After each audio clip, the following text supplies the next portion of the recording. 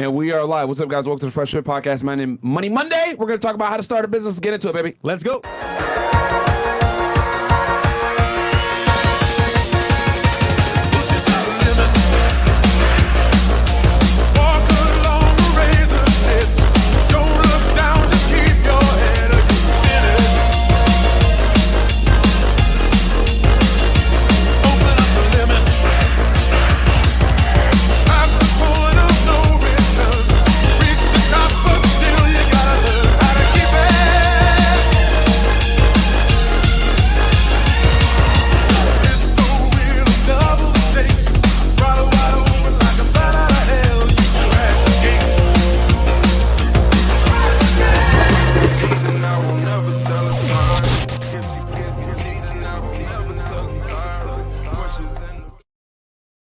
Doing this on Firefox. All right. Shout out to y'all, man. What's up, guys? Welcome to the Fresh Fit Podcast, man. It's Money Monday. We got 793 you guys in here. I want to give you guys a round of applause real quick because you guys are here when it actually matters about making money versus everybody else be coming through just to look at hoes. Bro. So round of applause to you ninjas. Man, fuck that. Don DeMarco, man. Yeah, Don DeMarco as well. Real talk, man. Because if you're here watching this type of content, it means that you actually are serious about self-improving versus, you know, complaining about hypergamy and crying about girls, etc. Because I'll keep it 1,000 with y'all. You can start a business even when you have a full-time job. I fucking did it. Fresh did it. And it's honestly one of the best ways for you to escape your 9-to-5 is having a side hustle during your 9-to-5, man. So anyway. And if you're smart, if you do the business first, as a byproduct, you get girls. So it's like you win no matter what. So be smart about it, guys. Yeah. All right, cool. So quick announcement before we get into the show, guys. Number one, patreon.com/freshfit, man. Get all the behind the scenes content there that you can't get anywhere else, whether it was us vlogging in Europe or the double dates that we could or could not be doing because I have a bad reputation, whatever it may be. We were talking about that right before the show. Fresh tries to set up double dates and the girls are like, oh, your co-host, he's an asshole. I've seen him on TikTok. So, you know, it is what it is. I guess I'm blackballed guys by these hoes. So for all you guys out there, Myron, you only get girls because you got clout. Nigga, it's not the right kind of clout, bro. That should be hurting me. So it is what it is, man. I got to fucking... Listen, you got to do the famous. You got to finesse it. You feel me? Yeah, I got the bad clout, if you know what I'm saying. Man, guys, check us out over there on patreon.com/freshfit, man. A bunch of legacy content on there as well. I think we're up to like almost 400 videos on there. Yo, so, yeah. If you go back in time, it's like at least 300 videos plus. At least. It's somewhere between 300 or 400 videos are on there. I know that. No one, I don't think any other RP creator on Patreon has as many videos as we do. And honestly, I mean, I don't want to toot our own horn, but guys, who else in the sphere is actually in the dating marketplace in the United States, right in Miami, Florida, today in 2022, dealing with these contemporary delusional fucking Western hoes? Thank you, Chris. Perfect. Not many. I can't think of many people, man. A lot of them, they might be in a long-term relationship. They might be in a third world country. They might be in another country. We're giving you guys real-time advice in 2022 dealing with these types of girls. Not only that, but we're on hard mode here in Miami. You know what I mean? Like, bro, me and Fresh were literally just talking about this shit a second ago. Like, here in Miami, a girl that's like, let's say you got like an 8 or a 9 here in Miami, right? You're going to have to put in substantially more work to deal with that girl here in Miami versus if you ran into that same chick in Colombia, in Mexico, in Romania, in Ukraine, before, you know, it ended up Putin's homeboys decided to invade that one. Like, yo, you Poland, right? You have to put in Brazil, you have to put in substantially way more work to attract the same caliber of girls from a look standpoint. Yeah. And on top of that, it's not even sometimes worth it because the girl isn't, you know, the same feminine submissive woman that she should be. You know what I mean? She's like, you're basically paying more for something that quite frankly isn't worth it if I'm going to put it into layman's terms. And not to mention competition, because matter of fact is you might be a good option, but someone next to you is a better option as well. So it's kind of like you come into the game, you're like, oh, cool, she's bad as hell, but she has many options. And like, how do you stand out? Because bro, you got money, he got money, we all got money. So it's like tough. Yeah. So it really, and the other thing too, you guys think I'm kidding around when I say this shit, man. You will lose your girl to simps, tricks, and dudes that are willing to go and spend money on a girl over you all the time. Like, dating the way that me and Fresh tell you guys to date, where you're not spending a lot of money and you're not necessarily tricking and do all this other fuck shit, buying girls bags and all this stupid shit, like that comes at a cost. And that cost is you're going to lose to dudes that are willing to trick. You're going to lose your girl to scammers. You're going to lose your girl to old dudes. You're going to lose your girl to guys that are willing to sit there and like spend a bunch of money, etc. Because the way she looks at it, even if she's attracted to you guys, especially in a place like Miami, New York City, LA, etc., where hypergamy is on steroids, they're looking at it like, okay, what do I stand to benefit going out with this guy? And they're looking at it from that type of standpoint. And if they're looking at it from what can I stand to benefit? Well, bro, hanging out with you and getting a little bit of emotional spike, that pales in comparison to $1,000 in a fucking Gucci bag, bro. Let's keep it $1,000. I told you guys this a million times on this pod. You're going to lose your girl to dudes that have money every time. And there's guys out there. They want a trick. So it's funny, right? Because guys out there literally will buy your girl. For example, $2,000, $3,000, $4,000, whatever. They'll be like, yo, you know what?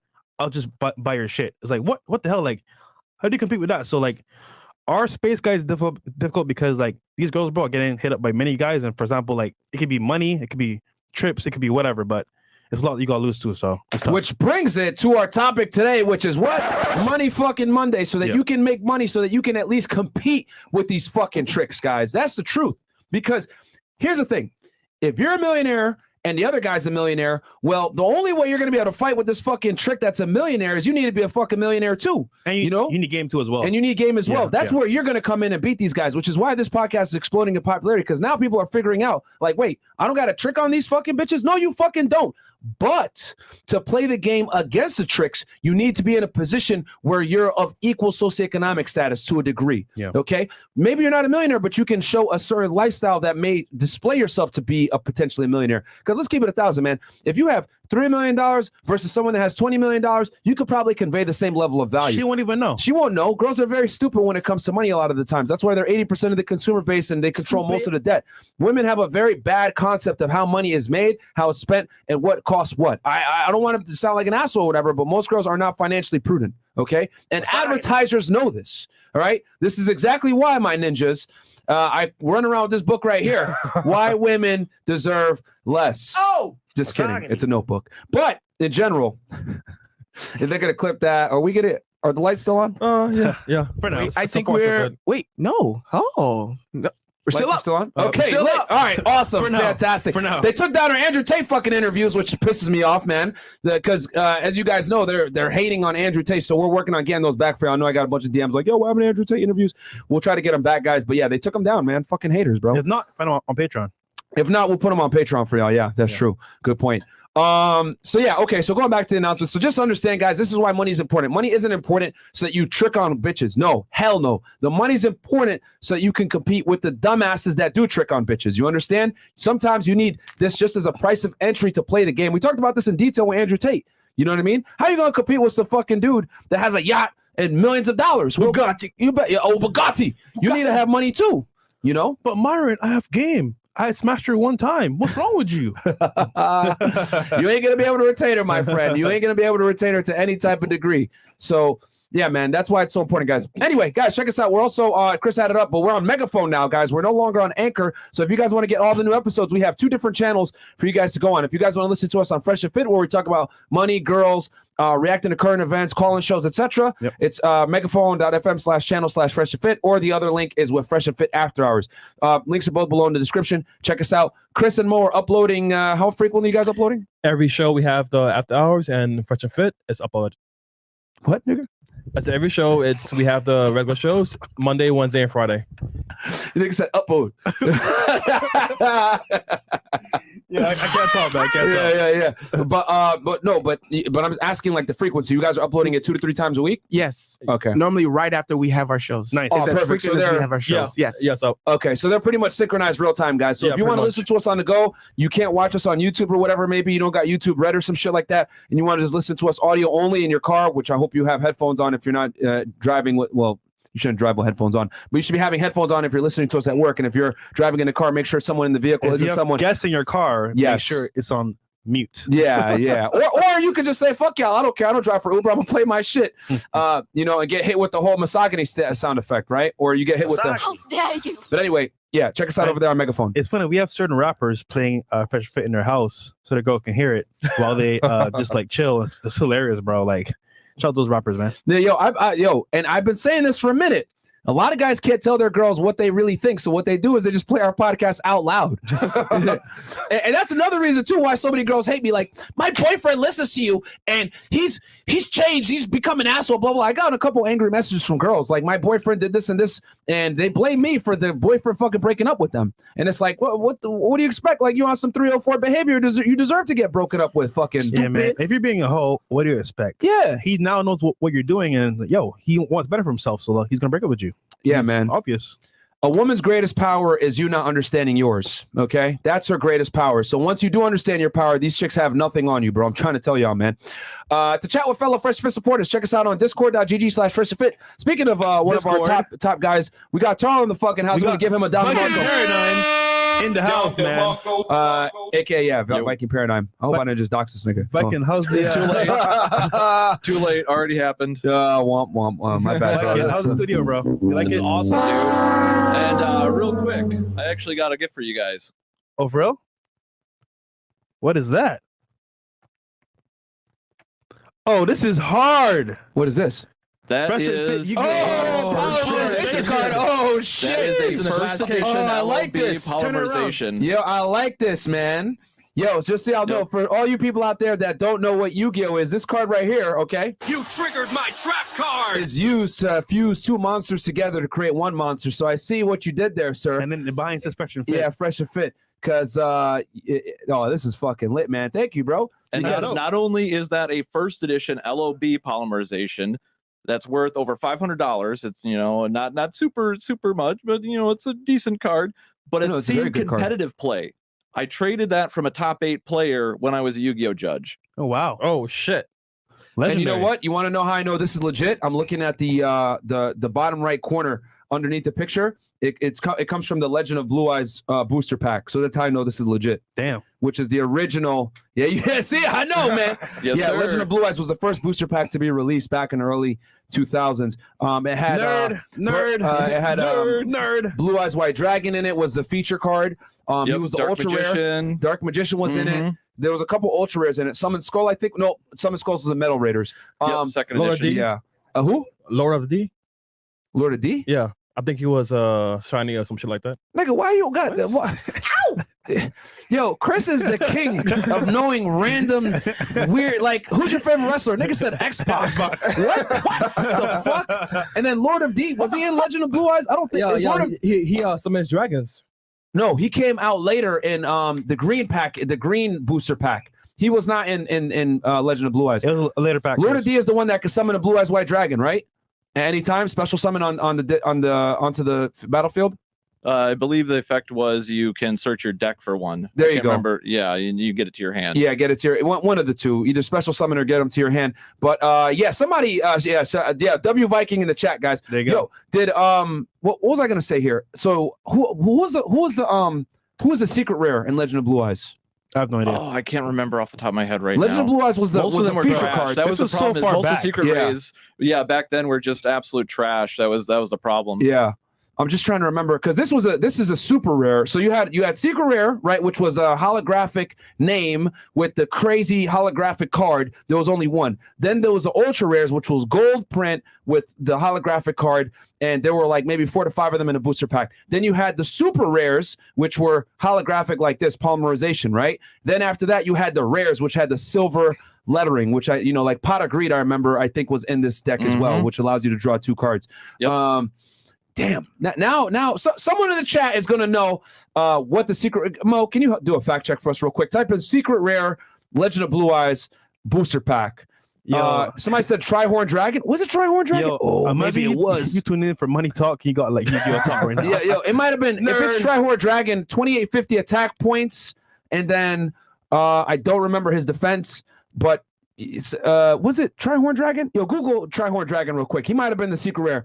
Shout out to the guy in the fucking chat. I can't remember. Because I only really remember the good cards, and those were trash. yeah. Trihorn Dragon. Yo, I ain't gonna lie. Blue Eyes White Dragon was trash too. That nigga, you needed 2 monsters to summon his ass. Like, what the fuck? I'm not gonna lie though, they made him look really cool. They did. They did. Yeah. He looked cool and shit. But you would have to run a Blue Eyes effectively. You basically had to run a Blue Eyes White Dragon deck. You would have 3 of them niggas in your deck. You'd have the Lord of D, like Chris's weird ass is saying, and then you would have the Dragon Flute, right? You'd be running it. Trihorn Dragon, yeah, there we go. What's his attack points? 2850. Yo, I'm a fucking god. Look at this shit. I fucking remember this shit, man. I was out here in these streets. I was really dueling niggas. Yes, sir. All right. Oh, Hey, listen, man, it's about Pokemon cards. Oh yes, not Exodia. Exodia was the 5 ultra rares. It was 5 Exodia pieces, and then I think Blue Eyes White Dragon. There we go. Thank you. So once you get all 5, is like instant win. Yeah. But Exodia also another card that if you're gonna run Exodia, you gotta have an entire Exodia deck, a bunch of pot of greeds, graceful charities, all this extra shit. So yeah. All right. But the most useless Pokemon. Real before we switch and transition over to actual business, because now I'm nerding out right now. What was the most useless Yu-Gi-Oh card in your opinion? Monster Reborn. Nigga, what? Stupid. What? Okay, that's how you know Fresh didn't actually duel. They fucking Facts. Yeah, didn't duel at all. Monster Reborn is one of the best. One of the best cards. Actually, that came in Legend of Blue Eyes as well. Card. Yes, and it's a ban card because it can bring back a monster from not only your graveyard but an opponent's graveyard. It's cheating, bro. It's cheating. It's like it's unfair. It's like to me, it's like that card should even be there. So now, now it's nigga trying to it's an L. walk it back, bro. It's an L. It's one of the best cards, bro. One of the best cards, All right, bro. The question was one of the most useless cards. My opinion is Dark Magician. Yeah. 2,500 attack points. Yeah, trash. Yeah, you know what I'm saying? And you have to use two fucking sacrifices to get that nigga. Trihorn Dragon trash too, to be honest with you. He was a collector's card. You want to run a deck off of him. The fuck? Yeah, there's a ton of trash Yu-Gi-Oh cards that, especially in the first sets, like some of them were just absolute dog shit. Gate Guardian was also trash too. I think he was a secret rare in Metal Raiders, if I'm not mistaken. I don't remember this Yu-Gi-Oh jargon. Y'all niggas got this, Yeah, bro. he was trash too. Like you need to have Suijin, Kaizijin, and the third Red Eyes nigga. Black Dragon was pretty crash. Yeah, he was. Yeah. What'd you say? Did you nigga call that nigga Crash? Yeah, trash. Crash Bandicoot. Yo, yeah, but yeah, Red Eyes Black Dragon was trash as fuck too. I no cap, he was trash. Like 2,400 attack points. Who used them? Joey Wheeler, dumbass. I summoned Blue Eye. What was his accent? He had that New York accent. I can't even fucking impersonate it. Can you play the clip or no? We'll probably get hit with Oh copyright. yeah, okay, cool. You know. All right. Well, there you have it. I summoned Blue Eyes White Dragon. Sorry, Red Eyes Black whatever, Dragon. Who gives a fuck? Red That Eyes nigga Black trash Dragon. anyway. But anyway, okay. So transitioning back to the show. Shout out to you, Viking. Thank you so much, man. This Lord of brings the back nerds. some really good memories, man. And I could tell this is legit because I could see LOB-059. So I know this actually came from the booster pack Legends of Blue Eyes versus like, you know, them sorry ass dudes would get like the kit that like a duelist package, which we would laugh at niggas that had those things. So shout out to you, bro. Yo, Viking in the chat. You know way too much Sorry for about doxing Yu-Gi-Oh, you, bro. nigga. What? You know way too much about Yu-Gi-Oh, bro. What? It wasn't that good. It was okay. But we played actual video games, bro. What? That was for like the Nigga. nerds. Like they have video games. Look, mom, can I get a Game Boy Advance? Can I get a 64? No, Donnie, we can't afford it. That's for y'all niggas, bro. It's actual games. First and foremost, I played games myself, and I probably what did you play? You played Call of Duty? I played Mario Kart, Smash Brothers. Oh. I played good games, 007 GoldenEye. I mean, it's a classic. Oh, fantastic! I didn't play card games. that nobody could fucking compete in, bro. No, let me show me Listen, a GoldenEye tournament, nigga. We put or up show to the me crib. or a Mario Kart tournament. You multiple know who plays Mario TVs? Kart? They play Mario Kart when they're drunk at some fucking dumbass frat house party. No one competes Mario Kart. No, we all get together, pull to the crib, multiple bro. TVs. Look, it was lit, bro. Yeah, because y'all niggas don't have internet connections in Barbados. That's why. Y'all niggas have to connect all 4 TVs in the village, right? To fucking go and play some Mario Kart. Hey, go to Barbados. So, that's why this You don't need Wi-Fi, nigga. yeah. You just connect all that shit, and y'all niggas go ahead and compete. Like, how do you even, you couldn't even connect the fucking, TVs. It's not like you could LAN it with like an know, Xbox. But I'm saying we all play together. Man, y'all niggas play all on one small ass fucking screen in Barbados, man. Listen, man. And let me guess, who is it? What character you probably use in Mario Kart? I guarantee you probably use some fucking loser. I fucking knew you would use a pussy character like that. Lightweight and fast. No, bro. nigga, see, I knew it. I knew you were gonna say either Mario, Toad, or Yoshi, one of these fucking pussy characters. Who do you play with? Waluigi or no? Sorry, Wario? No, I would use Luigi, nigga. He was good. Or I would use who else would I use? Bowser was okay because when he bumped people, they would fucking spin. It would hurt, yeah. Donkey Kong wasn't bad either, but he was too big. Diddy Kong was good, but that came on later on. But in the original, yeah. Yo, I But hate either way, bro, you didn't play no competitive games for real, bro. I did. No, What are you nigga. talking What'd you play for real competitive? Pause, nigga. I had grown ass men ask me how to play games, bro. I was that good. Like what game? Like all the games. Smash Brothers, Name. Mario Kart. We already established none of these are really competitive. Name Yes, a they game that was are. actually like held Smash is by huge. MLG. Which Smash? All of them. 64, Melee. It is now. I'll give you Smash now. Smash. But and then I Call of remember. Duty. I played with Soldier Boy tournaments in LA. I won one tournament. Like it was lit, bro. I'm fire, bro. Bro, I'm Call of lit. Duty's for losers, bro. Anyhow, Call of Duty's everyone for that losers. challenged me has lost in the game, so it is what it is, bro. Bro, Halo is where it's at, man. Halo. That took skill. Okay, Halo is a classic, but I never had Halo 2, to be I exact. never had Xbox. And Halo 1. After that shit kind of got trash. Halo 3 as well, kind of, but But who buys Xbox anyway? Halo 3 was It's was about great. PlayStation and Nintendo, bro. Like Yeah. Xbox is for like kids that want to be cool. Oh, I paid for the no. service. PlayStation was for niggas. And then Yes, 'cause it's free. PlayStation is for It was fucking free. niggas, bro. That's yeah. what PlayStation is. You out here with them two fucking thumbs right next to each other, bumping your thumbs, nigga. Fuck out of here. That shit retarded. And then Nintendo was for fucking pussies whose parents wouldn't let them get a goddamn. Oh, we got to get off Twitch. Yeah, we do. Damn, we just started the show. Yeah, Damn. pussies, retarded. Okay, Simp. guys. All right. Well, niggas, come on over to Come on YouTube. YouTube, We guys. gotta kill the Twitch stream. Come on over. And then you know what? Might as well kill Twitter and Facebook as well. Yeah, Zuckerberg watching. Come on over to YouTube, guys. Sorry. Yeah, I didn't expect this conversation Shout out to to Kanye go West. this route. This was supposed to be Money Monday, not Video Game Monday. Yeah, well, it's 20 minutes in. Okay, let's. I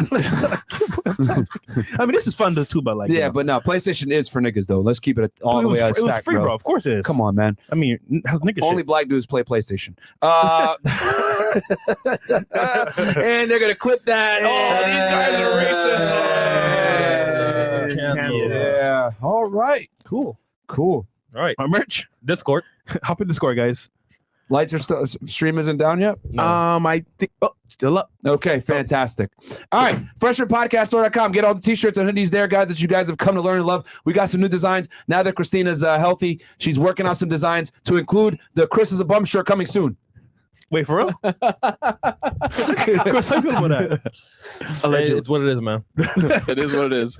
Don't worry, we're gonna have the shirts making fun of me as well for being Arab. So don't worry. And me as well. Yeah, and then we're gonna have one for Fresh reading the super chats, and I need a refund. Don't worry, everybody get roasted. We'll have one for Mo Fat Ass too. We'll come up with something for him as well. Yo, I did the Jeffrey Dahmer breakdown yesterday, bro. I heard some comments. Yo, the comments had me dead. Someone commented said, "Netflix and chill and kill."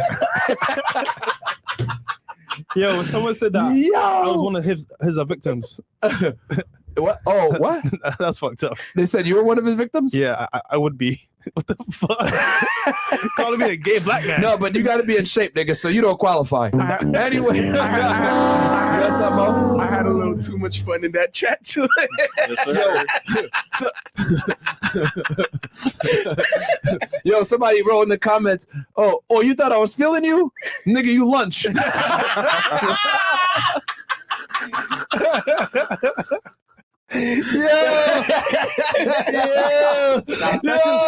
Funny. You thought I was feeling you? Oh, nigga, you lunch.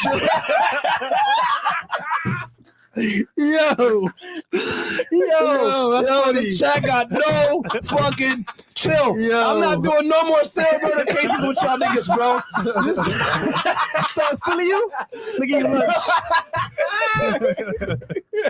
Yo, man. the most unprofessional podcast on fucking YouTube, man. Like the video, because I don't know how much longer we're gonna last on this shit, bro. Facts, man. We're over here dropping retard, talking about Jeffrey Dahmer victims, Netflix and kill. Like, what the fuck is going on, If bro? he was on the BLK app, he would have made a killing. This nigga, bro. Yo, I gotta see the chat, Chris. I gotta see the chat. I know niggas is dying in there. Yo, oh my god, bro. That's funny. Yo, I was losing my fucking sides yesterday, bro. Niggas is screaming. Dorkhead. Yo, Fresh would be BBQ. I don't get it. in the condiment. Come on, nigga. I don't get it. Barbecue. I know barbecue bowl. How's that funny? Who would have thought Because headshot? nigga, when you barbecue, what color does it turn? Black? Yeah. Oh, bam. Gotcha, bitch. Yo. That was not funny though. Yeah, Please don't forget the condiments, Myron. Yeah, Please the don't nigga had forget. condiments in his fucking fridge. You can't leave me. Don't leave me. Yo, Don't leave everyone else. I ain't gonna lie. I can't do a serial killer case again for a little bit, man. Y'all about to get me kicked off YouTube. I'm over here trying to be professional, right? And I'm like fucking going through the shit, and then I just see a comment come through the fucking thing, Netflix and kill. I was like, what the fuck? Oh man. Yo, I had to pause everything for like 2 minutes and fucking like kind of just come back to my train of thought. Like, what the hell is going on? Like, I felt like I was in a surreal fucking world. Like, like you know, the Mr. Krabs meme, nigga. Like, what the fuck is going on? Like, that's what I felt it was going right there, bro. So on the stream yesterday, Yeah. right? What was like the most insane comment that you saw other than Netflix and chill? I would say Netflix and kill, and then the nigga said, oh, you thought I was feeling you, nigga, you lunch. Mo, Those two. What about you, Mo? I spent like 4 super chats that night. Definitely, he would have made a killing on the BLK app. That's what. Yo, when the nigga said I could be a victim, I was then laughing too. Oh no, something about head, shoulders, knees, and toes with like spicy mayo on it. I don't what? Nigga, that was me when that comment came through. Because yo, I had written mad notes. I was prepared. I had a million tabs. I was like, I'm focused. That shit came through. I was like, what the fuck? I was like, I didn't know what was going on, bro. Yo, this is the best Money Monday ever. Literally. Yo, I didn't know what the fuck was going on. Who else? And then Mo said that if Jeffrey Dahmer killed him, that he would have had a year of food. I was like, yeah, nigga. I was like, what the fuck? Number one, Dahmer wouldn't have killed you, nigga, because you don't match his body type either. But that is true. He would have had food for a minute. Yo, He wouldn't have got caught. he would have got you. Yeah, he would have got me. That's a fact. That's a fact. But you know what? You fucking dummies over here. I would have just been like, yo, okay, I'll hang out with you, bro. I ain't going nowhere. You know, it's cool. I'm not fucking leaving. I would have been alive, nigga. Yeah, you would stay. Oh, what happens if you don't stay? I mean, First off, Yeah, I'll tell you what happens if you don't stay. Fatality. And I'm not trying to die, bro. well, first off, I'm gonna kill the nigga and then run outside. Oh, you gonna kill him? Yes. How? How you gonna kill him, Fresh? Surprise attack. Surprise attack? I'm gonna go to dance, turn around, bam. You want to dance? damn. Like you know how the guy says to go dance, whatever. Like he did a dance, whatever. I'm like, yeah, I'll go dance, nigga. Bam. What? LMAO surprise, bro. Like he won't know what's coming. What? Dude, he thinks that I'm gonna be submissive, or whatever. What? Bro, I'm just saying I'm gonna hit him first. That's all I'm saying. What? You ain't got the answer, Sway. Hold on. How did that guy escape? He hit him and ran. Yeah, Common sense. but he played it like he was gonna stay. That's what I'm saying. That's what I would do. I'm pretending I'm be submissive and hit him and then run. Simple. That nigga was listening to the fucking Exorcist shit, like fucking chanting and shit. I'd be joining him. I'd be like, I'd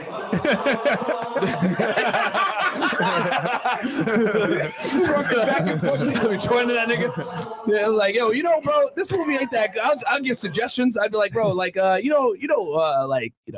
is a lot better than this movie, bro. Just keeping it 1,000 with you. Michael Myers is way better than this nigga. This is your favorite? My favorite too. Let's keep watching this shit. Oh, You just Fresh rocking back and Fresh forth would run his normal game with the. Oh, wait, you like this, buddy? Me too, buddy. Tell me more. Oh, you like to eat hearts? Oh, you want to hear my heartbeat? Well, it's kind of fast. I'm out of shape. But the resting heart rate's a little high, Jeffrey. But tell me more about you. Oh, okay. You're from Ohio. Oh, tell me more about that. Oh, you killed your first nigga in '78. Oh shit, yo, that's lit. That's lit. Yeah, man, I've been trying to kill niggas for a minute too. I've been trying to tell me more about that murder. What happened? Yeah, well, actually, I was in the gym and I murdered him. Oh, Gem, what is that? I don't know what that is. So, anyway, yeah. Merch. That nigga for lunch. Yeah, merch.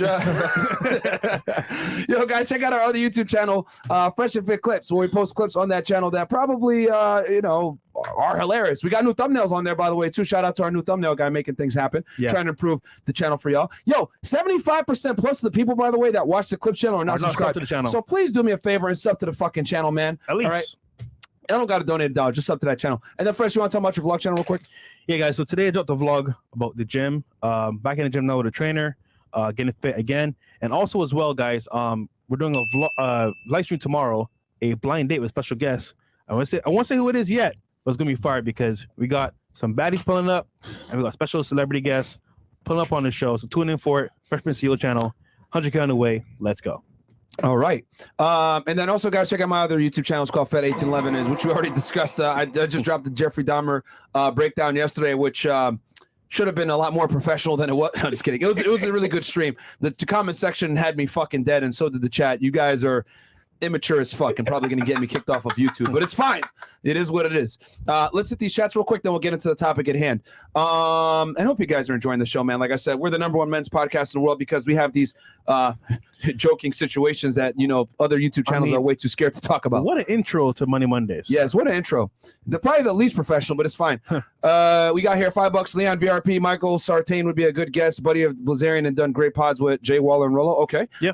Tony Parker, $5 goes. Do either one of y'all have the Amex Black Card? Is it worth getting? Patiently waiting for another credit card episode. Bro, just so you understand, to get a black card Amex, invite only. It's invite only, and you got to spend like 100 bands a month to be able to get that card, bro. On that card. So a lot of y'all are not gonna get that card, bro.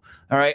Marquise Jackson, hey guys, my father is a famous rapper, but he's still paying child support. I'm 25 and have no job, but I also don't think 80K a year child support is enough. I think I'm entitled to more. What are your thoughts? Well, Marquise Jackson, all I gotta say is your dad made a hit song called "In the Club." You should get some of that money, shouldn't you? Or Wangston, weren't you featured in that music video? Gemini Av goes, I'm having issues networking where I live. If anyone is in Lubbock, Texas, hit up on IG. I need more people with the same mindset. Nigga, in Lubbock, you out in the middle of nowhere. You better go online, bro. You better go online. You out there in the middle of nowhere. You might just want to move to fucking Dallas, my friend. Yeah. You also try and get Matt Walsh on the show. $2 from Hobosexual. I'll try, man. Fresh Pug CEO goes, best first credit card for 18-year-old with no history.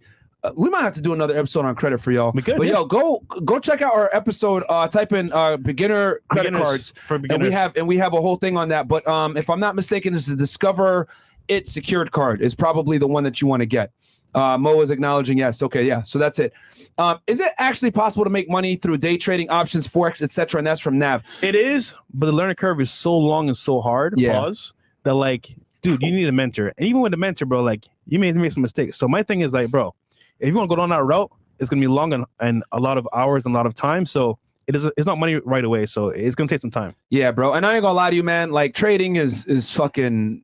It's stupid. It's a short-term solution to a long-term problem, bro. Like you're gonna lose a lot of money. All the best investors buy and fucking hold, bro. They're not on there like, oh, let me just trade all day. Like you can. Are there guys that can do it? Absolutely. In the stock market, trading, forex, options, all that shit. They're special. But they're special, and they are less than 1% of the total population. Okay, think about it. If they're making big wins like the way that they are, where they're making millions of dollars, that means someone else has to lose. Mm-hmm. Let that sink in. Gustavo Mortala goes, hey, I have enough question, crew. Question, how do you find a mentor in general, both in business and fitness? I love the content. Keep it up, brothers.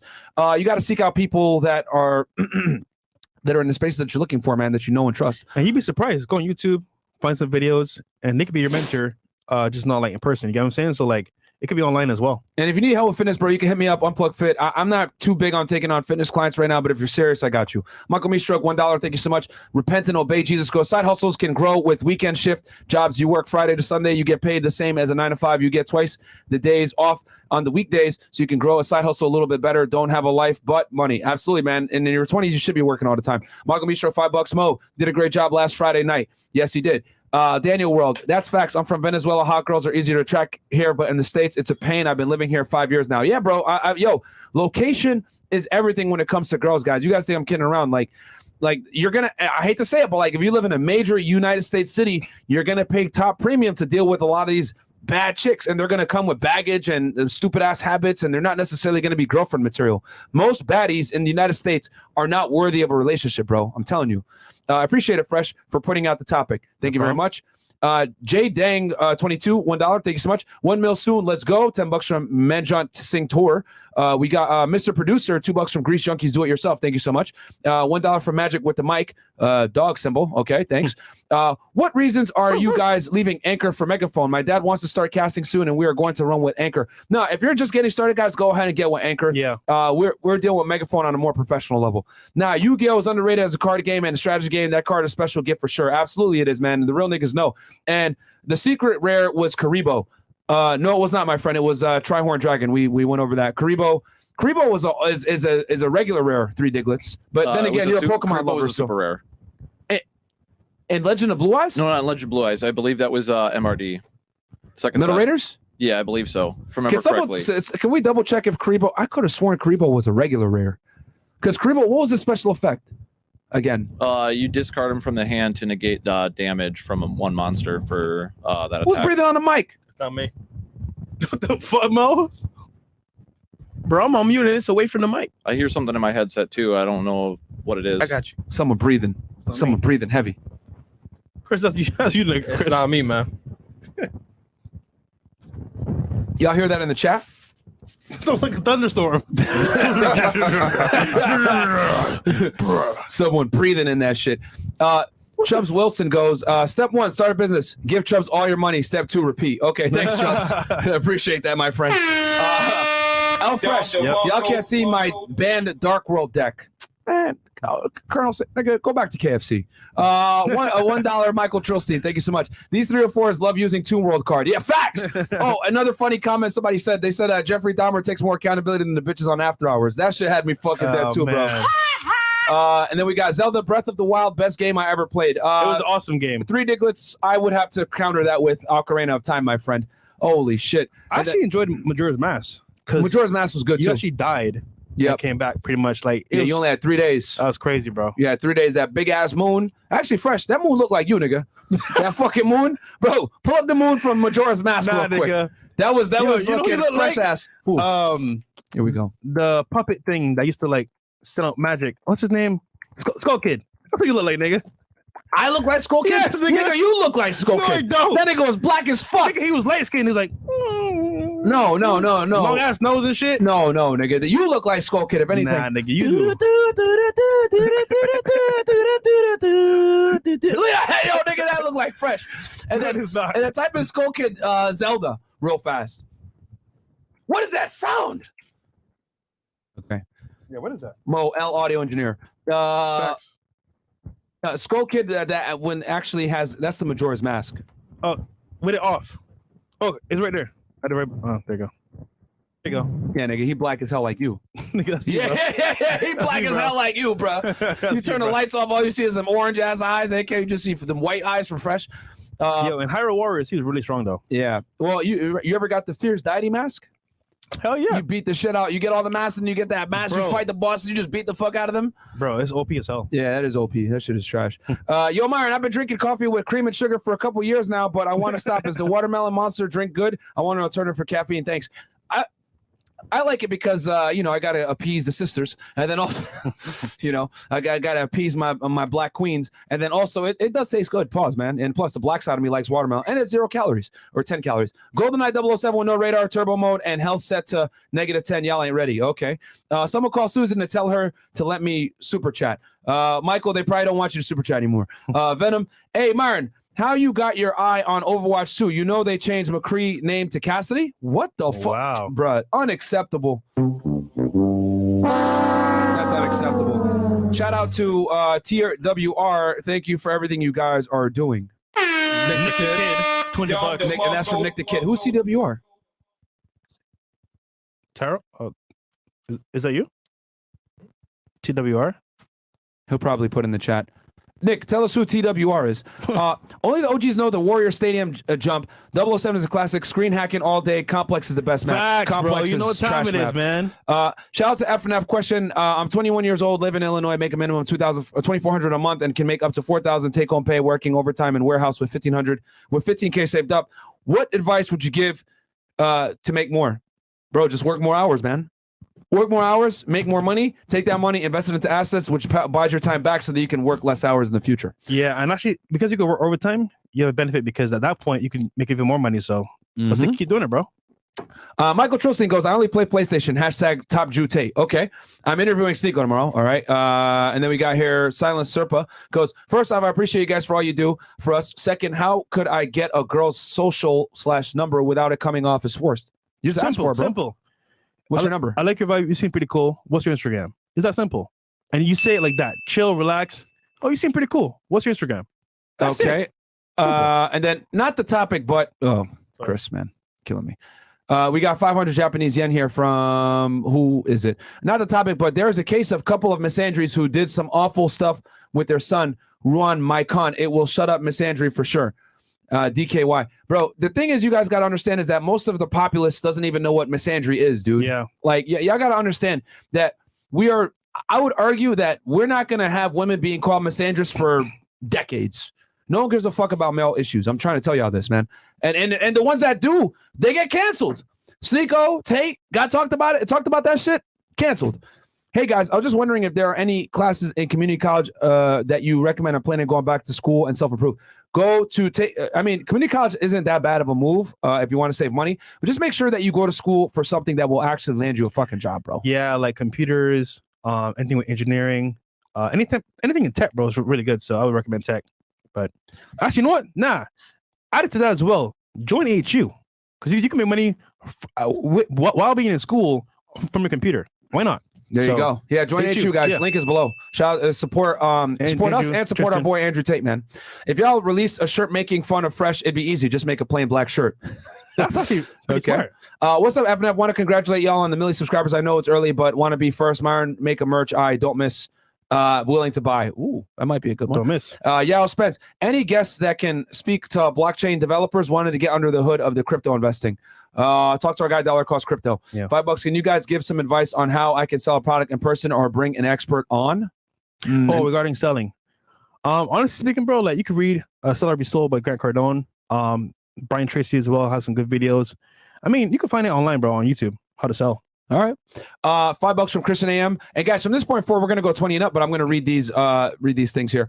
Bought some used equipment yesterday to build my first home gym. Let's get in shape. Fresh. I'm tired of being skinny fat. Yo, by the way, guys, I'm starting a challenge, right? So for example, let's say you're ready to get in shape now and you've been waiting. Now's the chance. I'm doing it. If you want to follow along, every time I stream, I'm going to do push-ups. So between 20 to 50 push-ups I'll do per stream. So if you want to join with me, you can. And also as well, there you go. Hit the gym after. So guys, let's do it together. Let's make this push-ups happen, and at the same time, get fit. There you go. Cool. Hey, brothers, watching from Sydney, Australia, you guys have helped in every aspect of life. Thank you, mate. We got you, sir. Oh, mate. Let me be great, Susan. That's from Michael Trilstein. I appreciate that, Mike. Shelter. Mario Valdez goes, what's good, y'all? Can you get away with not paying crypto taxes under 10K? Whoa. Nigga, we don't know how to bro. Yeah, you might want to talk with a tax professional on that. We're actually going to bring back Steve from accounting, and we'll probably talk about that. He's very well versed when it comes to taxes and cryptocurrency. He's going through a lot. But he'll be back, guys. We just has to handle some things on the side. Yeah. Andres Gonzalez, Fit. How did you become a federal agent? Do you have to go to college?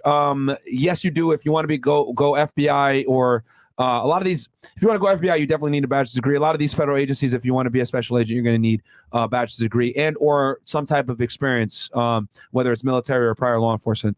Shout out to Tar on the back, FNF Dallas in the building. Shout out to you, Mr. Savage. Nigga, the docs you again. Thoughts on Airbnb versus long-term rental tenants, and that's $5 from Dash the Kid. Cool. Poland equal perfect balance between West and trad girls. Okay, thank you, Mickey B. And then Michael Trilstein, $100 goes W Susan. Okay, thank you, bro. All right. And then another $300 goes fucking W Susan and Candace. Wow. Trill, stop, bro. Stop. This marketing is working, bro. Yeah, stop it. I love you, but stop it. Tall guy, the only 1%er with one girlfriend. Sneeko X Mr. Organic equal viral. Okay, and then last one here, Fantasy Sleep Myron. What do you do if I played Island Turtle in defense position? Island Turtle. I'm trying to remember what his defense was. Was it like I'm trying to remember. I remember Labyrinth Wall. I think was like 2,000. Bro, Island Turtle. Labyrinth Wall was 3,000. I think Island Turtle was 2. Can't remember for sure. I think it might have been the other way around. Y'all are some nerds, bro. Yo, search Island Turtle real quick, Mo, because I don't remember Island Turtle because I didn't play with trash cards. Is, above my pay grade. Yeah, exactly. That's what I'm saying. I didn't play with trash cards, so I'm just like, exactly. I don't even remember that fucking sorry ass card. I do remember the name, but I don't remember his defense power because I never ran that bullshit in my deck. Paul Vega, what do you think about Airbnb arbitrage? I'm not. Airbnb is not my thing. Fresh. I mean, you can do it. Just it can be messy, bro. So it just depends on what you want. Overall, though, like if you can get it done and you have a system to it, then why not? Go for it. Island Turtle. Oh, yeah, 2,000 defense. See, I had it right. Okay. And then Labyrinth Wall. Wait, did I say 2,000 or 3,000? Okay. Either way, he trash. He's a part of a said 2,000. Joey deck? Okay. You said it. He's a part of a Joey deck. They automatically know he's trash. I mean, Joey runs fucking Red Eyes Black Dragon, who's one of the sorriest cards. And then we got Love the Show 1 mil soon. That's from Caleb Daniels. Thank you so much. And then Chris, these came in from before, right? Yep. Okay, so from this point forward, guys, $20 and up. On last three here. Nathaniel Taylor Production goes 25 from VA, trying to get out of the 9 to 5, possibly looking into getting a pickup truck and doing hauling. Could that work? Yeah, why not? Yeah, absolutely, man. Side business. TMM Elijah goes, moving to Houston next year. Already created 2 sources of income through Forex. Any tips on moving out my parents' house? Just make sure you have 6 months to 1 year of savings before you leave your parents' house, because trading Forex is fucking risky, bro. And if you can, lower your expenses. So, for example, when you move out, right, get a cheap spot that you can afford, even if it's in a hood, because you want to save money while you're making money. So. And then, bro, much love from Germany. And I'm a member. I want to write that in the chat. Thank you so much, bro. Spike from Bebop. Shout out to you, man. Okay. So we're 45 minutes in. So at this point, whoever's doing the timestamps, this is where we're going to get into the actual show. Sorry, guys. I know we were having a lot of entertainment, talking about nerdy shit, whatever, and reading super chats, but we love interacting with you guys. And this is an interactive podcast, which sets us apart from all the other fucking weirdos out there, because they don't got the balls to go live like we do. This is all impromptu. So go ahead, Fresh, take it away. All right, guys. Today we're tackling 5 things you need to start a business with, right? So 1 to 5, we'll go through these and get these done for you as soon as possible. Number 1 is going to be pretty simple. A well-written business plan. Pros and cons of setting up business. So, for example, you want to lay out your plan before you even start. Why is that? Perfect example. Let's say I'm inviting you to a party, right? Hella girls, maybe even prizes to the party, don't giveaways. Cool. You want to be at that party. However, I don't tell you where to go. No directions, no pathway to get there. So hey, come to this party, but you don't know how to start or how to get there. So my thing is like, if you want to have a business, you need an end goal. And you need a structure on how to get there. So you need, no matter what you do, a business plan. Now, it may not always go through how you want it to go through, but at least with this business plan, you can follow it, and you might make a stop here or there along the way, but at least you have a plan to get an end result, right? So, Chris, could you bring the article real quick regarding business plans? Yep. So, guys are all saying in the chat, "Oh, bro, I want to start a business, bro. Like, what should I do, bro?" First thing first, when you figure it out, you need a plan always, bro. So. Here we go. What is a business plan? What's included and how to write one, right? So just real quick here and highlighted. A business plan is a document that defines in detail a company's objectives and how the plan is to achieve its goals. A business plan lays out a written road map for the firm from marketing, financial, and operating standpoints.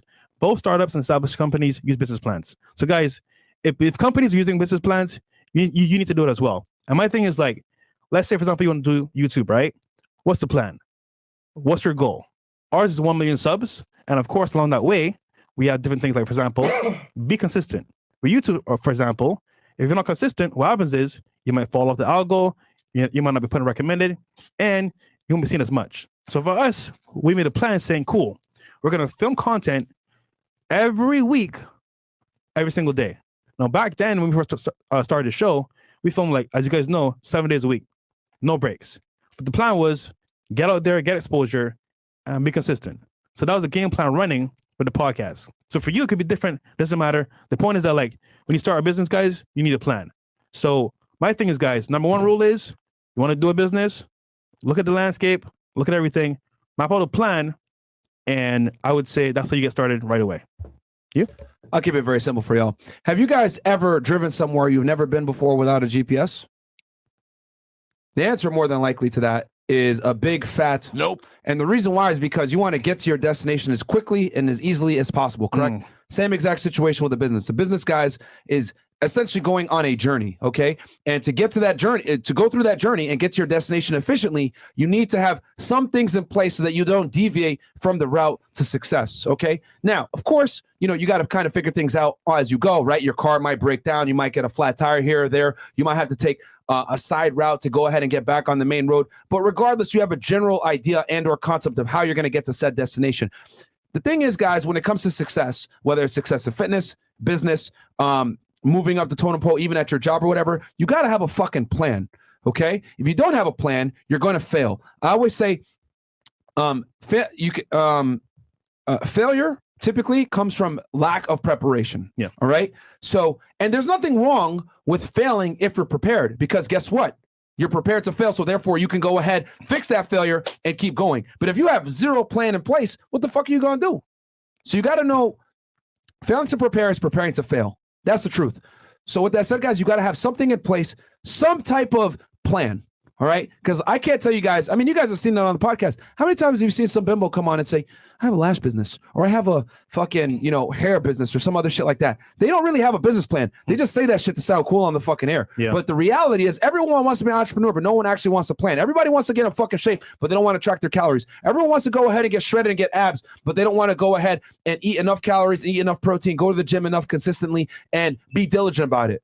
Okay. People, in other words, don't want to turn the fucking GPS on. What I'm telling you guys is you need to turn that GPS on and be prepared for it to sometimes have an outage, adapt, overcome, beat that shit like this. GPS comes back on and continue on. That's what it comes down to, guys. That's with any endeavor in life, whether it's fitness, business, you got to be able to have that GPS in place, adapt when it goes out, and then keep pushing. All right. Well said. And just to be practical, guys, about this whole, number one, of getting a business plan, you can Google right now, how to do a full business plan for yourself. There's templates online and formats. Just follow that format, map it out, and then from there, start your business. Because, guys, you need a plan, guys, 100%. All right. Now, number two, funding. It may sound cliche, but it takes money to make money. And overall, guys, right, regarding a business, you need money to run the business, pay employees, even pay for product or services. The point is that, funding is very important. So, how do you get funding? If you're a guy out there, right, young, ambitious, but you don't have money, guess what? You have connections, you have friends, you have family. Hey, dad, you know what? I want to start a business. Here's my idea. And if you did number one, you have what? A business plan. So now you go to your dad and say, yo, dad, here's my business plan. I thought it out. Can you help me with this plan for get funding? And because you have a plan for your business, now it's more real and tangible. So for example, I'm just saying, what number two is, come with a business plan to either an investor, your parents, someone that you trust, and with that plan itself, help you move forward. So funding, guys, you're going to need because things happen, even in real estate. Let's say you buy a property, you buy today, in a month or two, it might have roof issues, it might have tile issues. The point is that things happen. So you need money for emergencies or to even procure services and products. So my thing is, guys, can you talk about your mistake with your house? Yes. So a personal mistake that I made.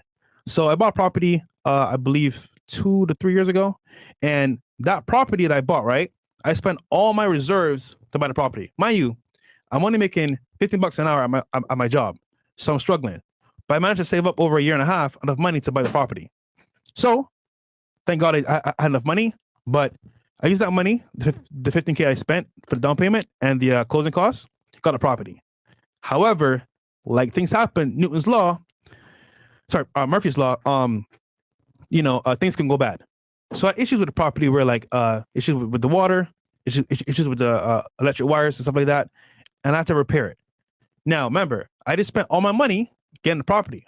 So what happened was that money that I should have had saved up for repairs wasn't there. Stupid. So I had to work extra hours at work just to compensate for that loss. And look, I had no life at all. But if I had money saved up, I'd have been better prepared and I could take more action.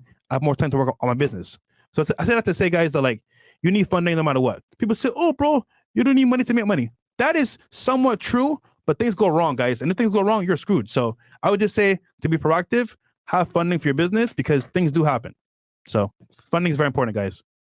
Yeah, Meek Mill famously said, guys, scared money don't make no money. If I ever go broke, I'm going to take your money. And that's the same exact way that you guys need to apply your endeavor when it comes to being an entrepreneur, being a business owner. You need to have money to make money, okay? guys, we just dropped what? Almost 12K on a fucking podcast studio mobile, right? And I'll go ahead and pull up the picture real fast for y'all. I was going to post it on Instagram, but I didn't want to reveal all the sauce. So I'll show you guys a little bit. Guys, I said $15 an hour. $15 an hour. Not 50, $15 an hour.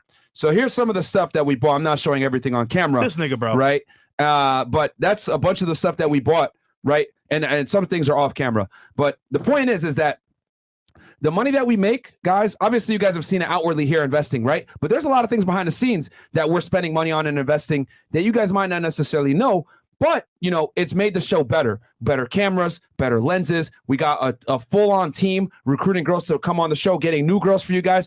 We listened to the critiques. We put our feelings aside. I said, okay, y'all want new girls. Y'all want, girls from different walks of life, etc. We got Anwar and Eric in the fucking, in the paint, making things happen for us. But we wouldn't have been able to do that had we not been willing to invest. Yeah. What it comes down to, guys, is when you make money, you need to be prepared to invest a majority of that, right? At least half back into the business so that you can continue to grow. Because we're not progressing by default, you are regressing. Why? Because time doesn't stand still for fucking anybody. So you need to continuously be growing, man, because by default, you're dying if you're not growing. So, and that comes down to not being scared, right?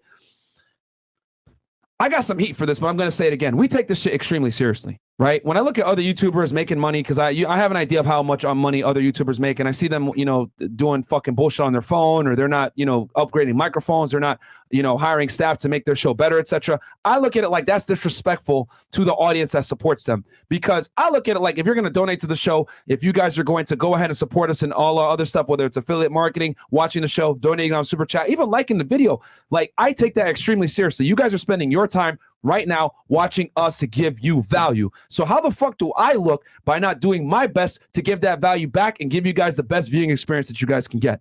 Right? Seriously, that's how I look at it. That's why I'm always upgrading the studio, always making things better, making sure that our sound is good. When we do have sound issues, we fucking try to fix it right away. We got Mo in the fucking back. We got Chris in the back, making things happen, making the show as efficient as possible. There's a lot of work going on behind the scenes, but we do everything in our power. Thank you, Christina. Right? Between, tea getting made, etc., so that I can sound better on the microphone for y'all so I don't sound like shit. We take this shit extremely seriously. It's no fucking mistake that we're about to hit 1 million subscribers in about only 2 years. Yeah. It's because we take this shit seriously. That's true. All right? And that's how you need to move with your business. The same tenacity that you guys see me with 3, 4, 5 o'clock in the fucking morning, setting shit up, trying to make things happen, etc. It wasn't always like this. Right? It wasn't always like this. I remember the OGs that watched the podcast before. Y'all niggas saw me struggling with hooking up shit, trying to figure out the sound, running to the back, trying to figure shit out before we had an audio engineer. Once we wanted to start to run more than like 6 or 8 mics, it became a fucking hassle to figure out the sound. You guys saw all those issues. You guys saw the growth from the beginning. That's what it fucking takes, man. All right? The only difference between me and you is that we're doing this shit in the spotlight. You guys are actually seeing our failures. You guys have seen our failures. We lost 50,000 subscribers a year ago. Right? Yep. And we overcame, we adapted, 30 plus YouTube channels came and talked shit about us, blah, blah, blah. What the fuck did I do? I just sit there and cry and say, oh my God, I don't know what to do. That made me go fucking harder. I bought new cameras, added more angles, bought a new fucking switcher, got a new board, bought a whole bunch of other shit. I went even harder into what we were doing because I refuse to fucking fail. And I refuse to let losers that don't work as hard as us be a big part of our failure. Fuck those fucking losers. And I can't wait till we hit 1 million so I can tell them all suck a dick. We surpassed you in almost every regard. A lot of the haters that talk shit about us, y'all niggas don't even have as many subscribers as our fucking Clips channel. Suck a fucking dick. And I mean that shit. Seriously. And I'm not even going to mention their names because they don't deserve the attention. They don't deserve the airtime on our fucking podcast. We're about to be up there with Rogan, No Jumper, all these top tier podcasts that are, DJ Academics joint, Off the Record. You guys are going to see us at the top. I mean, we're not on Spotify, y'all, because we got our own shit. But the point is that I'm trying to be at the top.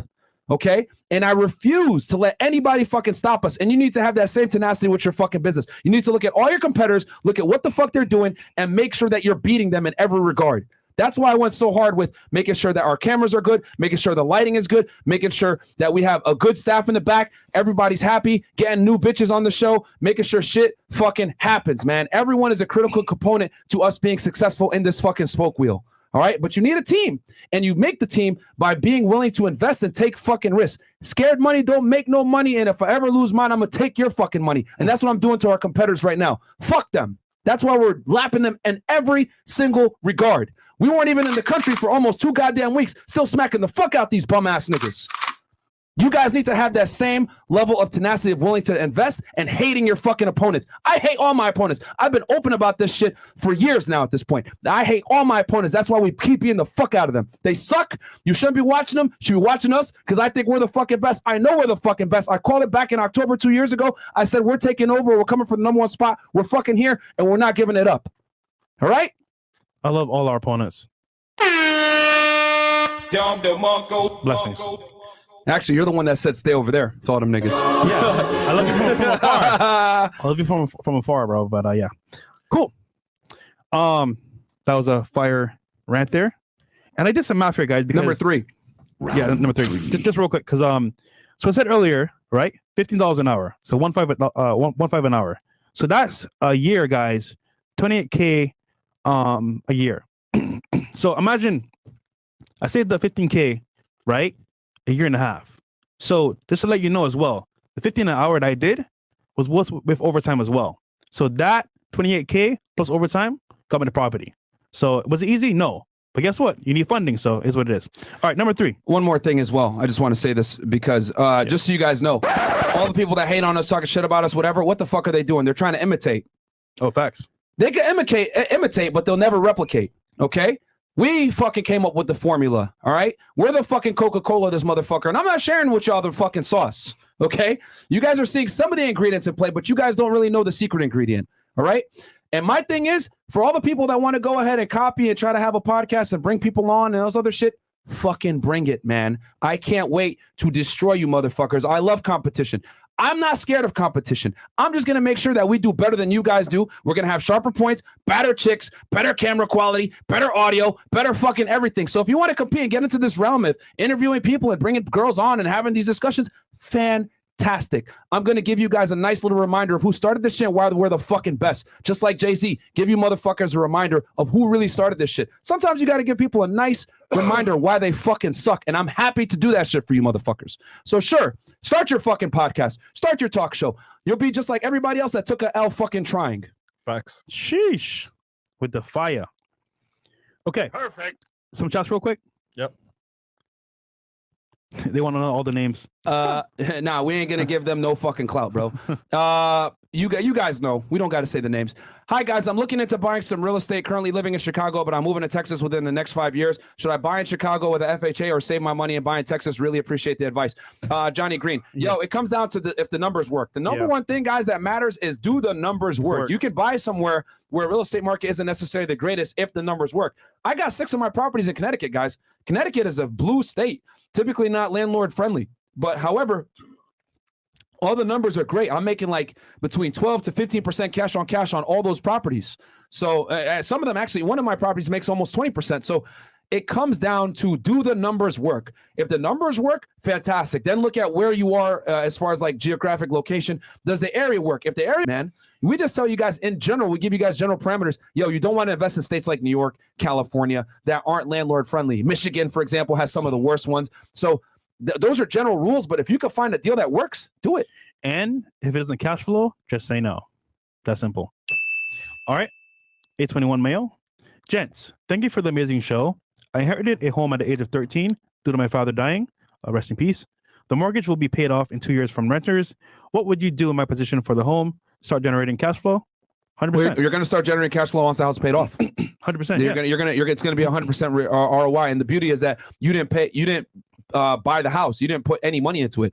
So it's going to be a big W. What I would do is now that you own that house, you're going to own that house. You could do a cash out refinance. And get another one. Actually, you know what? Fuck a cash out refinance.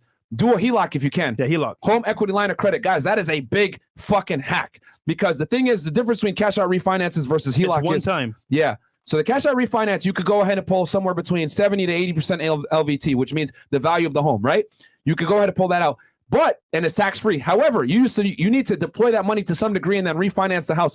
That's okay and all, but guess what? The interest rates are fucking high right now. You're easily going to be looking at some kind of interest rate between 5 to 8% easily with now how the interest rates are going. Instead of doing a fucking cash out refinance and putting more debt on the house. Why not just do a home equity line of credit? What that basically does is it turns the equity in your home into a credit card that you can use for anything that you want. Yes. Is there a fee that you have to pay to keep the HELOC open, etc.? Yes. However, you have that money available to you at any time so that you do find a deal, bam, that money's there, ready to go.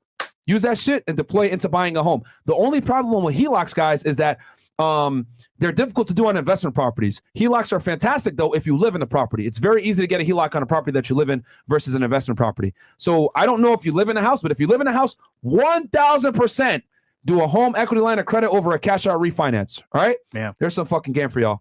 Proper preparation prevents poor performance. As a trucker, no planning equals big headaches and very costly. Facts, bro. Absolutely, bro. Well said. Absolutely, because it's going to fuck up your ability to collect loads and go on preferential routes that will make you money.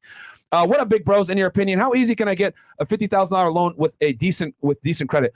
It depends on who you go Nowadays to. it's tough, bro, because Yeah. the whole climate change of like, the bear bug and, what's happening in the current marketplace is going to be tough. I would say, bro, like, I don't know what your credit score is. So we can't tell you an exact. There's a bunch of companies, if your credit's good, they're probably going to send you letters like, yo, we'll give you a loan for this much, blah, blah, blah. Yeah. Just look at the terms, man. Look at the interest rates. Make sure these guys aren't fucking loan sharking you. And, you got to go on a case-by-case basis. There's nothing wrong with using other people's money. You just need to be cognizant of, like, what the repayment period is. All right?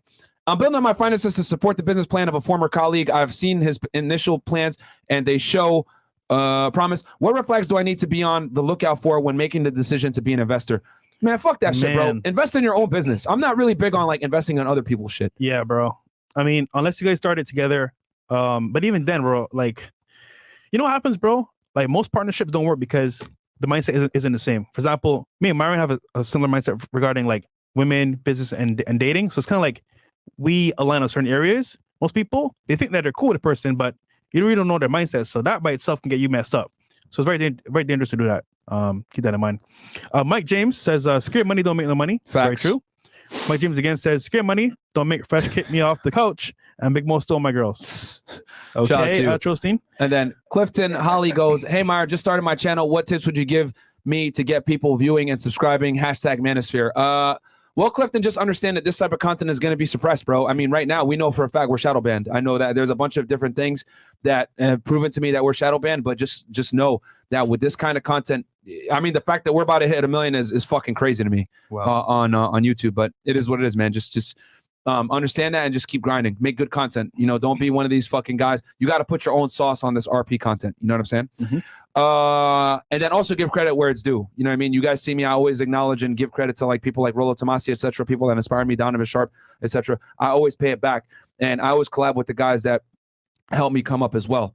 I think that's another reason why so many people like us is because we do exercise integrity on this podcast to a significant degree, especially with the people that help us come up in the first place. A lot of people become successful and they forget about those that were there before the success came. And we don't subscribe to that. We're big on, I don't give a fuck what your subscribers are. Shout out to our guy, King Riches. His YouTube channel isn't necessarily the biggest, but I don't give a fuck about that because he was with us before we were big. So I was like, yo, we're in the UK. Come fuck with us. Come work with us. And then, we want to make sure that he grows as well. We're not on this type of shit where, let me climb up the ladder. And then as soon as I get up the top of the ladder, I'm retracting that shit. Fuck that. I retract that ladder back down. And I'm going to put my hand out and make sure you come up with us. Right? If you helped us in the beginning, you are definitely going to be there with us at the finish line. I promise you that. Cool. Who else we got? Facts. Number 3? Yep. Number 3, guys. We're on round 3? Round 3. So LLC, S Corp for business structure and taxes. So this means, for example, guys, if you're going to go ahead and start business, right, you need structure, which means you're going to have a plan to protect your businesses and also as well your assets. So with a business, right, you can put it under your name. It's fine. However, the problem is if anything goes wrong, like slip and fall, accident on your property or like in your business, or for example, like someone does a complaint against your business and they sue you, you're liable for everything. However, if it's not in your name and it's under a LLC or S Corp, you can kind of evade that and put the pressure on the business itself. So you're protected in that sense. So guys, business is very good and all. There's many things you got to learn on the back end before you even start. So my thing is look into LLCs, look for what name is available, look on sunbiz.com. This is all there for you as well. And remember, it's to protect your assets because you start a business, you do pretty well. Let's say you're making like, I don't know, 200K a year, 500K a year, then $1 million a year. What happens is one mistake, you get a lawsuit and they sue your ass, everything's gone because guess what? You put it under your name. So my thing is, guys, you need structure, you need protection. So we recommend an LLC or S Corp to keep you safe with the business at all times.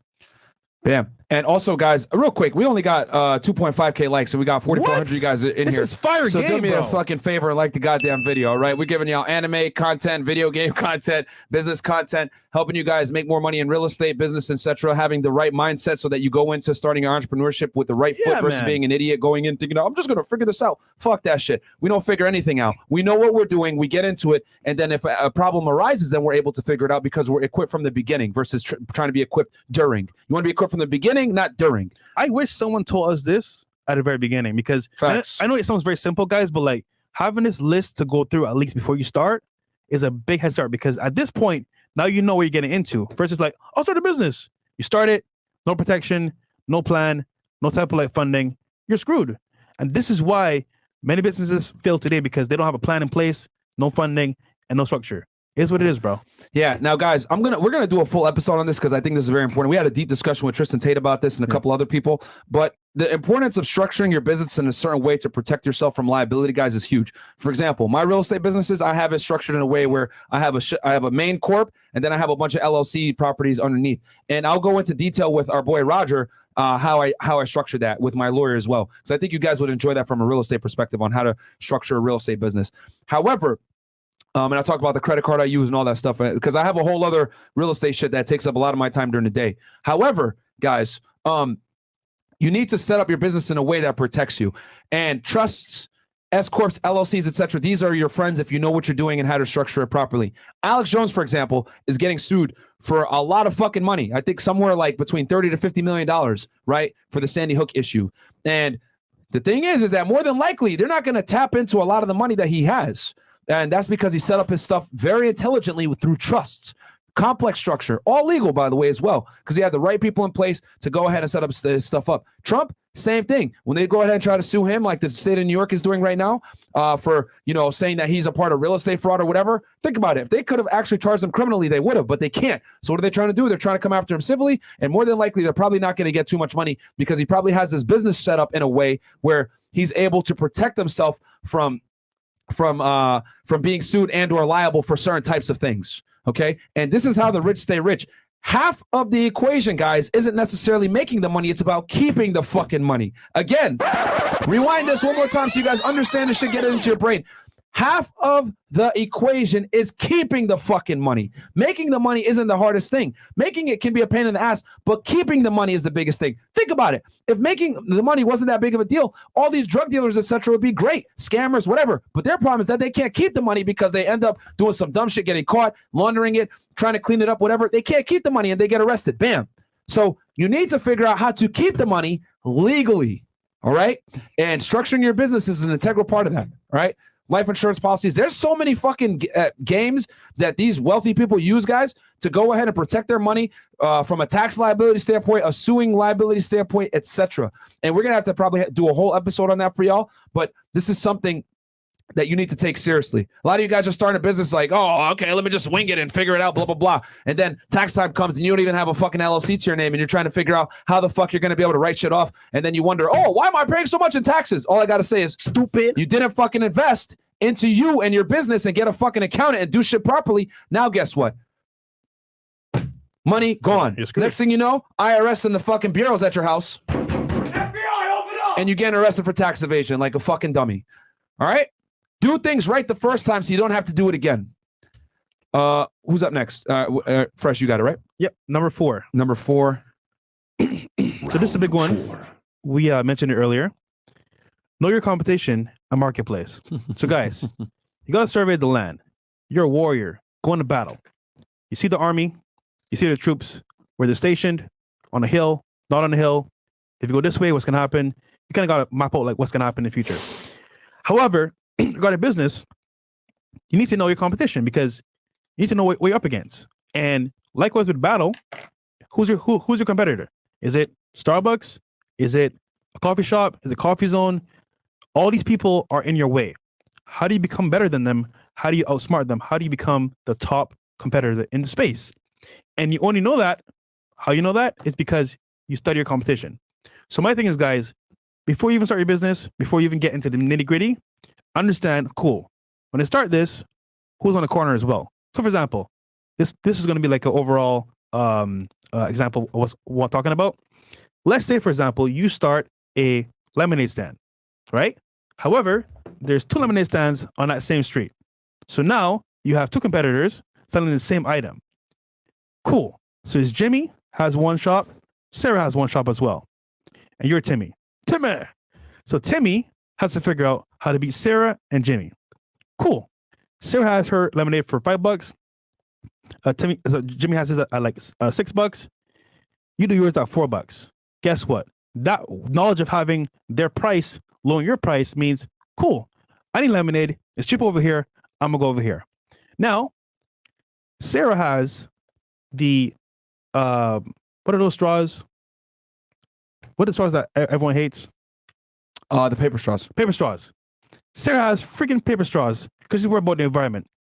Dumb Sarah. Anyhow, you understand, you know what? Stupid. I know people like plastic straws, so I'm gonna get that. So cool. People survey the area. Wait, he's cheaper and he has plastic straws? Shit, I'm going to Jimmy. The point, guys, is that like knowing your competition, you could kind of like map out how you want to add things to your business, so you have like a winning edge. And my thing is like, if it's e-commerce, YouTube, Twitter, it doesn't matter. The point is that like when you come into the space, how do you stand out? How do you be unique? And at the same time, how do you have an edge against your competitors? So guys, even YouTube, for example, podcast, we've put out at least 2,000 videos. Like we've put out so many videos because one, we understand, hey, we're new to the space. There's not many current talks about us, but the more content we put out there, guess what? The more exposure. So I think we've done over 2,000 videos, right? But the point is that like we put in the work and we made a plan. You know what? Nobody in the space is going to put out this much content at this much level of production and authority. And at that point, bro, guess what? Cool. Now we're on top because we read the competition, we saw what they were doing, and we adapted so that we could win in this scenario. So guys, you're starting a business, you need to know the landscape, who's your competitors, who you're going up against, and how can you become a better person for the business to become, get that winning edge. So there you go. All right. So when it comes to this one, man, so what you got to do, guys, should we hit the chest real quick before I do this? No, we're good. We're good? Okay. So guys, with this situation right here, as far as like looking at your competition, you got to not just look at your competition, but you also got to look at yourself and be like, Spartans! What is your profession? So we know what the fuck we're doing over here, all right? So you got to look at your competition's weak points and exploit that, okay? Not only do you look at your competition's weak point and be like, oh, okay, that's interesting, blah, blah. You got to fucking exploit that shit. So I'll use us as an example, right?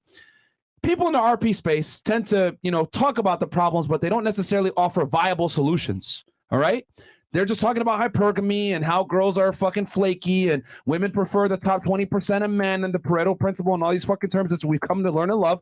But they didn't necessarily give solutions. So what we did was we're like, you know what? We know women want a complete package in 2020. So when we came into the game, we're like, yo, we're not going to just teach you guys how to become more attractive with, using game and techniques. That's one way. But we're also going to teach you guys need to fucking make money. We're going to teach you guys how to get in shape. We're going to teach you guys how to become a better man overall so that you have the full complete package so you can get the gold digging bitches that want you for your money. You can get the chicks that are vain that want you for your looks. You get the girls that need, the flavor in the ear, right?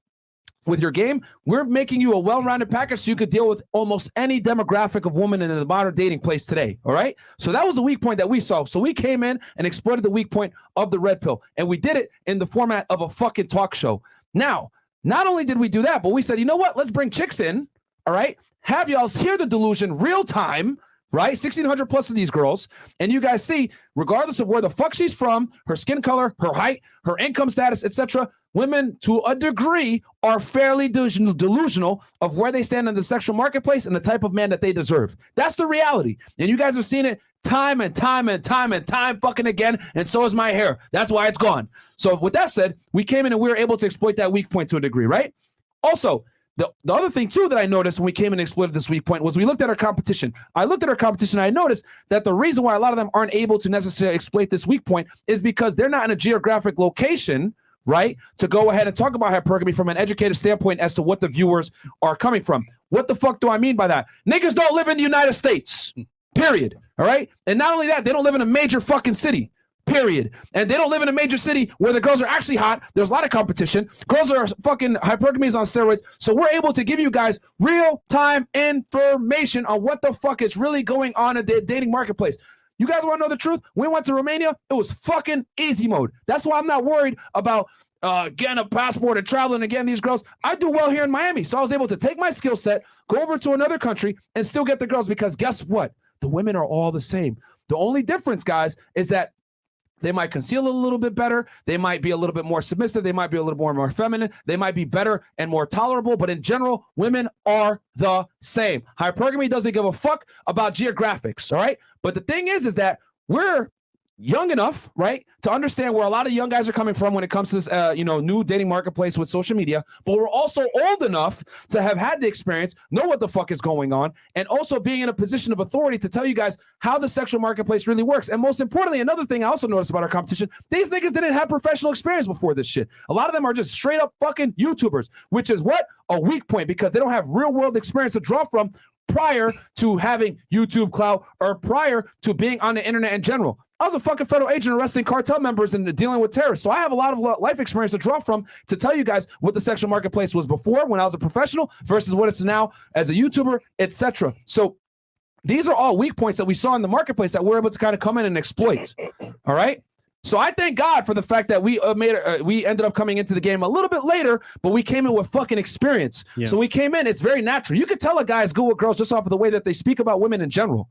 All right. So what else here? I took some notes, guys. Give me a second.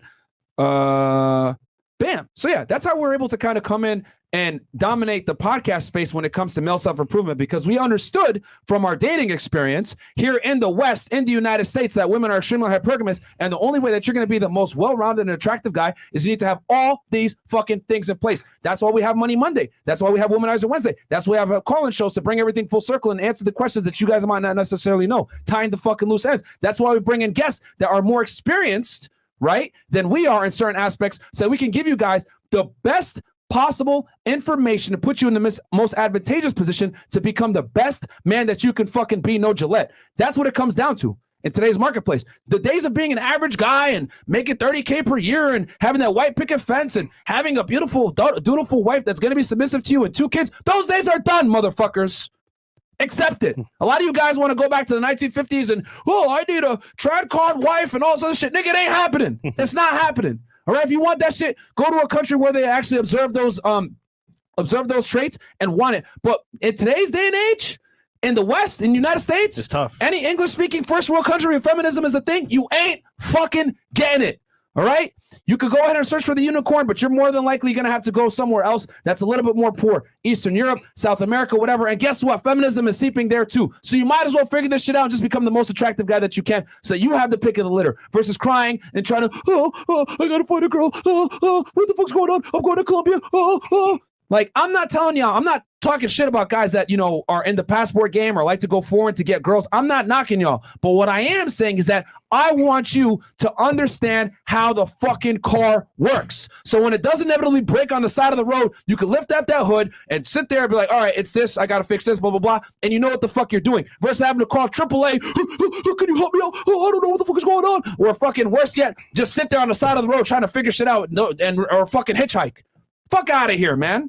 We want you guys to become mechanics so you know what the fuck is going on under the hood, so you know how to operate. Then, if you have that knowledge, you know what's going on, then I'll be okay with you fucking going to, Brazil, Colombia, etc. Because you understand how the car works. The problem is that a lot of you niggas don't understand how the fucking car works, and you want to go ahead and go on a cross-country fucking trip in fucking Brazil. No, you're going to get curved. The only difference is that you're not going to notice you're getting curved. She gonna curve you in other ways. She gonna curve you financially. She gonna play the game, and you're gonna dumbass. Well, oh my God, she likes me for me, right? That nigga's gonna turn into fresh from 3 months ago. But no, real talk, man. That's why it's so important to understand the competition, guys. To bring this all full circle, besides my rant, you need to understand the competition. We saw that big void in the RP space where guys were just complaining and not giving solutions. We aren't about crying over here. That's a big reason why this podcast hasn't grown up like that, because we don't just sit there and cry about hypergamy, and we just talk to a bunch of dumbass bitches. We give y'all niggas solutions on how to deal with the hypergamy. All right? I said it before. I'll say it again. A lot of you guys are going into a fucking gunfight with butter knives. We're giving you guys fucking rocket launchers so you know how to go in there correct. Cool. Next one? Yep. Perfect. Okay, number 5. This is the last one right here, right? Last one. Yeah. Oh, okay. Idea for 1 mil show, have all the regular girls come in for an episode. For example, I see quantum physics, Miss Albania. We'll think about that. Shout out to my team, FNF Dallas Discord. We had a plan for the meet and greet. Thanks, Fresh and Fit fan, for everything. I really want to know podcast, Real Vision for content, as well as Cornerstone Events, LLC Fresh could use 1,000 invest. Shout out to Rod Eric, by the way. And the other chat was from Rooney876. Shout out to you. Fresh, you got the rest of these. Mike says, Big Mo, can I have one back? One of his girls back. I'll think about it. Frozen Gilly says, what assets should I get being 21, making $2,400 a month with 15K saved and just starting credit, with secure credit and not buying liabilities? And Myron, do you have something to help with fitness? Have the drive? Need the guidance? Hit him on Instagram, UnplugFit. And regarding assets that you should be getting at 21, right now, bro, you don't have enough money saved up. I would say invest in yourself for now, and then at 100K, they maybe look into like real estate or different things, because 15K isn't that much, bro. And like, if you do buy stuff, you may not get the max benefits that you can get from it. So I would recommend get a little bit more money and then invest your money from there. Cool. We have here as well. Again, Trilson says, I've been in this game 6 years. Myron has more integrity than anyone I've ever met in the space. Top Muslim. All right. Trilson again says, hope you're feeling better, Chris. What did you miss? Big Amo stole my hose. Myron took me from sim to pimp. Fresh hit me off the couch. Call my ears Mickey Mouse. She's in Mo's lap, but I don't rap. Okay, that was definitely okay, moving on smartly. Cool. Number 5. Final round. Obtain legal counsel about taxes and business practices. So with any good choice in life, you want to get a mentor or someone that's been in this space before or knows the landscape of what's happening. And like we say all the time on the show, guys, like we had mentors ourselves to get to where we are today. So nonetheless, in the business, you need people that have experience in the business world. And one of those happens to be a business lawyer. A business lawyer knows about taxes, how to save you money, how to also as well, you have to do, because there are requirements for business. Like, for example, you have to file every year and refile your LLC, stuff like that. You have to meet certain parameters for employees, especially if you pay them. The point, guys, is that you need to have business acumen because you don't know all the details behind the scenes.